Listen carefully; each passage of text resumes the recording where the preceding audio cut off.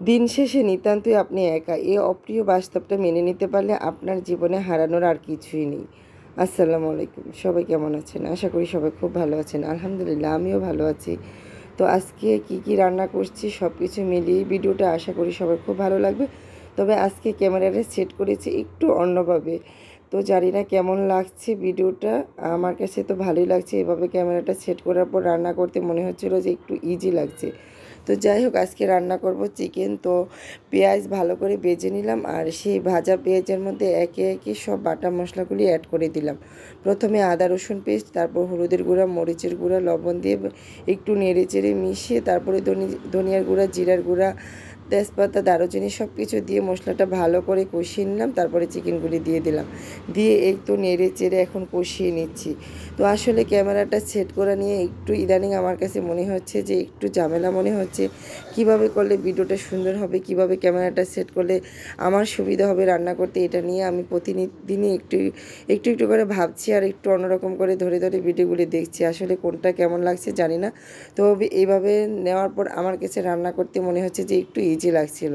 তো যাই হোক, একটু কমেন্ট করে সবাই জানাবেন যে কেমন লাগছে আজকে ক্যামেরাটা এভাবে নেওয়ার পর ভিডিওটা। তো যাই কথা বলতে বলতে এই তো চিকেনগুলি ভালো করে কষিয়ে তারপরে জল দিয়ে দিলাম, জল দিয়ে ঢাকনা দিয়ে ডেকে রান্না হচ্ছে। আর এই পাশে এই তো আমার ময়না স্কুল থেকে এসে বলতেছে ফ্রিজে কাঁচা আম ছিল সেটা খাবে। তো ছোলার পরে দেখি মাহানি হালকা হলুদ হয়ে গেছে, যেহেতু এখন আর কাঁচা আম তেমন একটা পাওয়া যায় না, পাকাই বললেই চলে। তাই যে ময়না ভর্তা খেতে চেয়েছে, তার জন্য এই তো একটু ভর্তা তৈরি করে দিচ্ছি। তো তার স্কুল থেকে আসার পরে টুকটাক কিছু ফল খেতে হবে, আর সেটা আসলে তা আসার আগেই আমি তৈরি করে রাখি, সেই জন্য স্কুল থেকে এসে খেতে পারে।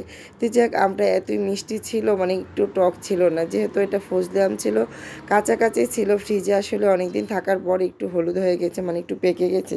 তো যাক, এখানে একটু লবণ আর একটু মরিচের গুঁড়া দিয়ে মেখে দিচ্ছি। আর তারপরে আমার ময়না এসে বলতেছে যে একটু চিনিও অ্যাড করে দিতে হবে, একটু টক ঝাল মিষ্টি। আমি বলি যে এটা তো কোনো টকই নেই, মিষ্টি মনে হচ্ছে। যাক, তার কথা মতো আবার একটু আমি চিনি দিয়ে দিলাম, দিয়ে ভালো করে মেখে নিলাম। তো দুপুরবেলা খেতে এরকম মানে ঝাল টক মিষ্টি ভর্তা খেতে ভালোই লাগে।